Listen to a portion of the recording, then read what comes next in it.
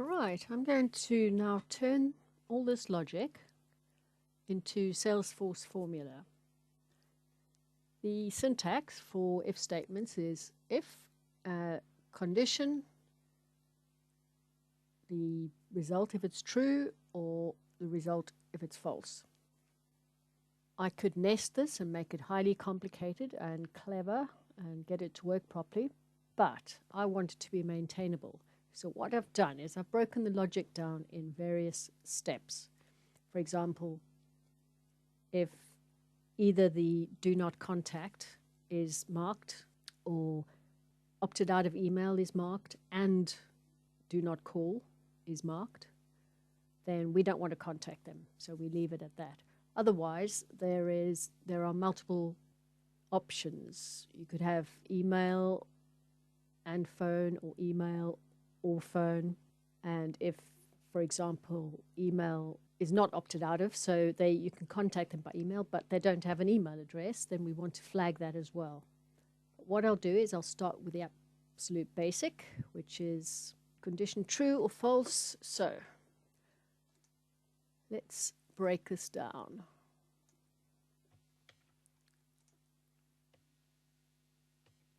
So I like to have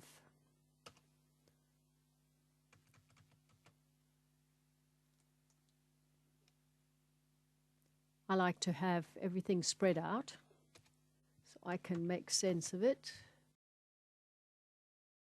Right, that's the basics of it. So the condition we know is the do not contact is true, or the opted out of email is true and the do not call is true. So to put that into Salesforce syntax, we say do not contact is that the custom field. So that is true. I could have left it without the equals true because that's implied, but I want to be explicit for maintenance purposes. And, nope, I want or. There's different ways of writing it. I like to be explicit in this way. So we put that in brackets, and what we want is this is true and that one's true.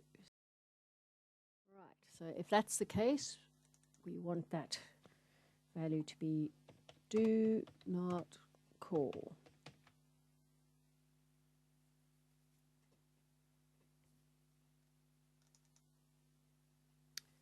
However, if that is not met, a condition, then what we really want to say is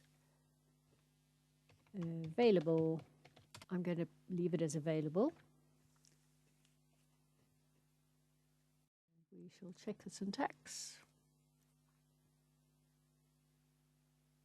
That's fine, no errors, so I'll do a quick save.